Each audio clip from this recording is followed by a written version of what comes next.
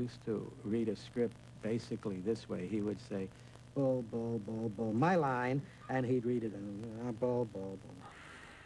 Steven Seagal was an action hero who, on Under Siege 2, I felt would break me in half. He was allowed into the cutting room to cut the action sequences, which I thought that's all he was going to do. But his first time he came into the cutting room, he said, okay, put up reel 1. I mean, he was going to go through the whole movie. But there was a time when, during one of the fight sequences, that I found myself with my arm behind my head, and Seagal was demonstrating on me what he did. And he's a big guy. Plus, he carries a gun. I think ultimately he did like his performances. But the fact that an actor came into the cutting room created a antagonistic relationship with the director. And as editor, I was caught in the middle. I have a friend who did a picture where there was a comedian in the film who had final cut over only his scenes. And he had decided recently that he didn't want to be a knockabout comedian anymore. He wanted to be a Cary Grant-style comedian. So he came into the editing room and cut out all of the pratfalls and all of the physical shtick that he had done in the picture, which obviously didn't help the movie any. I have never let an actor into the editing room to have feedback. I think, in general, this is how I feel as an actor. Even though I love the cutting room and nothing would make me happier than to sit there and watch them do their stuff, I feel it's inappropriate. I feel like that's the time for the director to have with the editor. There are periods within the editorial process that I will hand it over, not only to my editor, but at times to my lead actor. First of all, if you have Jack Nicholson starring in your movie, and you call somebody, an actor, up and say, would you like to spend 2 days working with Mr. Nicholson, or do you have something better to do? He usually gets a good response. When Jay and I feel that we've really got the picture in a great place, and it's particularly easy now that we're editing electronically, where I'll have Jack come into the editing room with Jay, and I'll check out.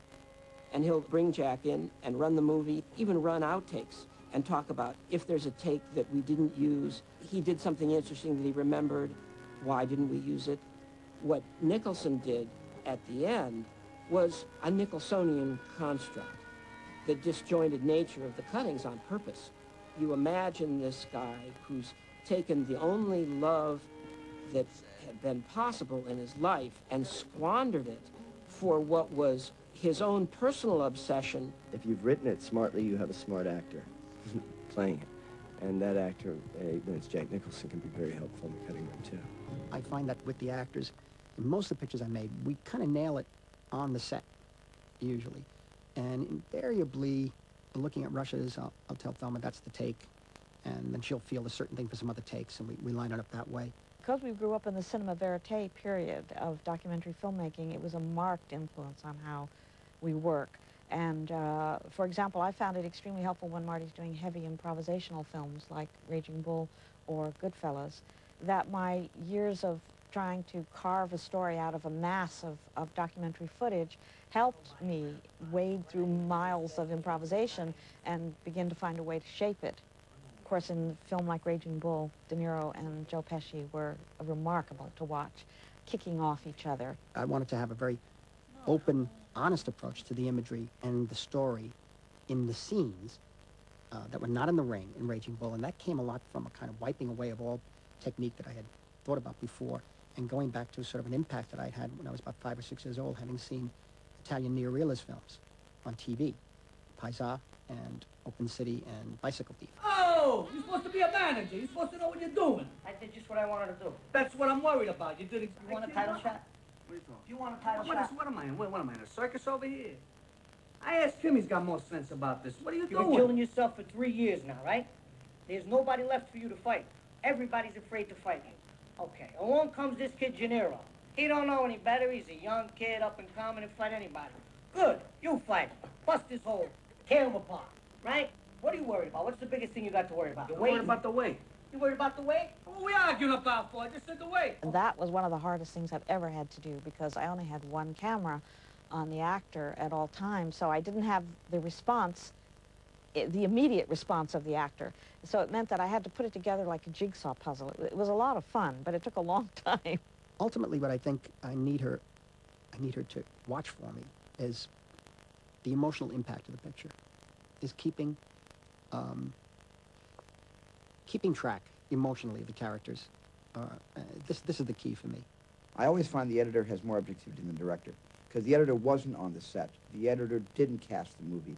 The editor didn't do the storyboards. The editor didn't inundate him or herself with a year and a half of pre-production. So the editor is the most, has the most objective eye in that creative environment. I remember one night, I go over to Stephen's house in Poland. I said, Steve, I want to run this scene for you. And he says, he's okay, and I run the scene. He looks at me. He said, I'll see you in the morning. He walked out. He was so emotionally involved with the scene. He couldn't believe that he shot it. He said, it's so real.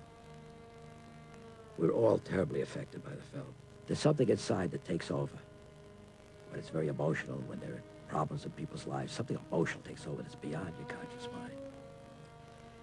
And it seemed like an extreme example, but when you're editing that kind of film, you have to disassociate. You have to see each thing as a scene, and you build a scene and do the best you can with each scene. And then when it melds together, that's when you get the full force. I think the scene in Schindler's List really illustrates the importance of emotion through film editing.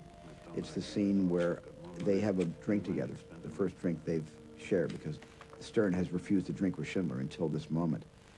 There is just a pacing that is so emotional for me, so profoundly, deeply felt.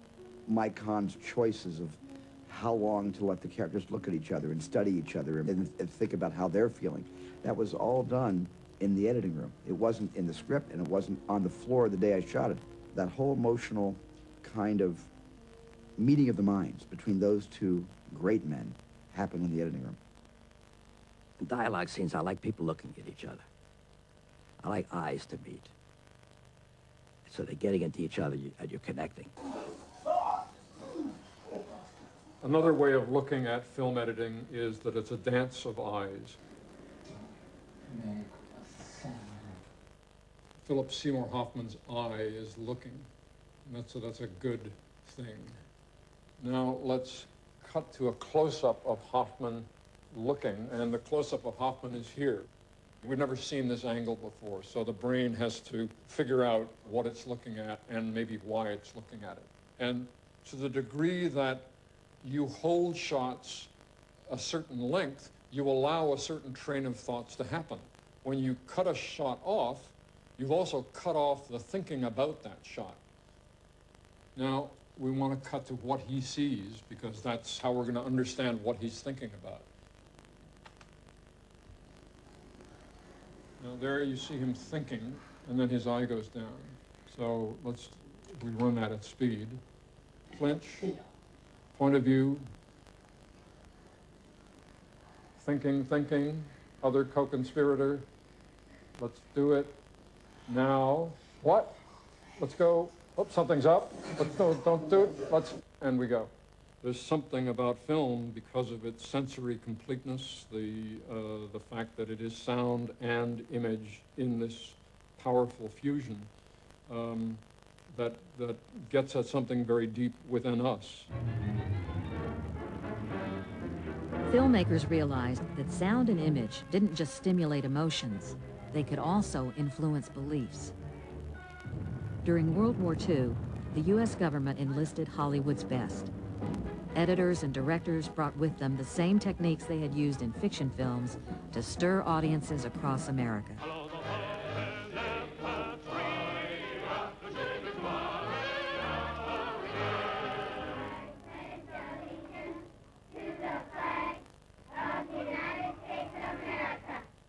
The Hollywood recruits applied their skill to American propaganda films, such as Why We Fight.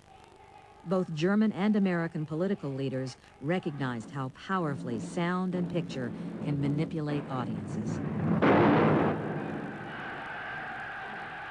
One of the most infamous examples of film used for political propaganda was Triumph of the Will.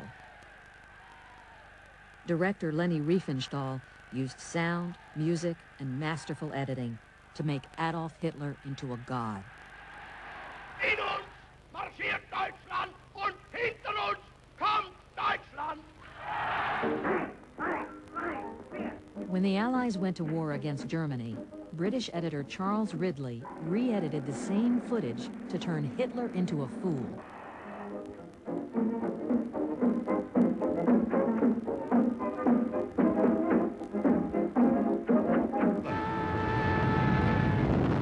Whether used for propaganda or entertainment, these techniques showed how powerfully editing could shape hearts and minds.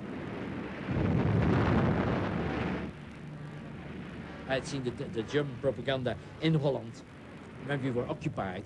The methodology of the whole thing is, of course, to show only one side of reality. Young people from all over the globe are joining up to fight for the future. My part. I'm doing my part. I'm doing my part. I'm doing my part, too. Well, Starship Troopers is, style-wise, as a movie, has been influenced consciously by Why We Fight in the Second World War, Triumph of the Will. I used the Leni Riefenstahl touch just to tell the audience this group of people is not aware of the fact that they are used by the government to give their lives for goals that are only interesting to the government. Fresh meat for the grinder, eh? So how'd your kids do? I'm gonna be a pilot. Good for you. We need all the pilots we can get. So I think the theme of the movie is, come on, that's great, let's go to war and die. What about you, son? Infantry, sir. Good for you. Mobile infantry made me the man I am today. In editing, you can do the same trick. It's all trying to sell us something. Manipulation that's done by editing, manipulation done by the glamorous photography, and by a certain kind of music that makes you think that you are going to heaven or whatever. The manipulation of the elements within a film is a very powerful thing. It's almost a sacred thing in a way, because you're creating effects, you're creating responses in the audience. Editing is manipulation. We're manipulating reality as the audience sees it, because you want the audience to respond in a certain way, whether it's a laugh, or a sigh, or a fright. Everything's manipulated. And some people say, well, this director, he's manipulated the audience. Well, that's so naive, because that's all we do is manipulate. After World War II, Hollywood continued to make movies in the same way it had before the war. Although editors were now unionized, they were viewed for the most part as highly skilled mechanics. There was a man named Owen Marks. He edited The Petrified Forest, Casablanca, Treasure of Sierra Madre, East of Eden, and his films are immortal, and the man is completely unknown. And it's sort of symbolic of the way editors have been ignored in the literature about Hollywood. Editors worked on cutter's row and were expected to conform to the established rules of editing. If we were to think about the films that were being made, there was a certain film language that was very, very distinct. Certain kinds of coverage, long shot, two shot, single, single. There was almost a formulaic way of presenting films. This film language was very strict. And in editorial terms, there were rules that one felt could not be broken. A master shot had to come first, and then if you had an over-shoulder, you went to the over-shoulder, and you never went to the close-up till you'd done the whole dance coming from far to close. For instance, if you were going to have a transition from one place to the next, it would be done with a dissolve. Next thing you've got to remember is that a gentleman you meet among the cold cuts is simply not as attractive as one that you meet, say, in the mink department at Bergdorf's. In the 40s and 50s, the audience would expect a character to drive up, show him getting out of the car, he would walk up to the building, and then he would open the door, and then the editor would match cut the door opening on the other side, and he would walk in and come over and sit down. Pull up the chair. Thanks. It just seemed to me absolutely stupid that you had to show somebody coming down the stairs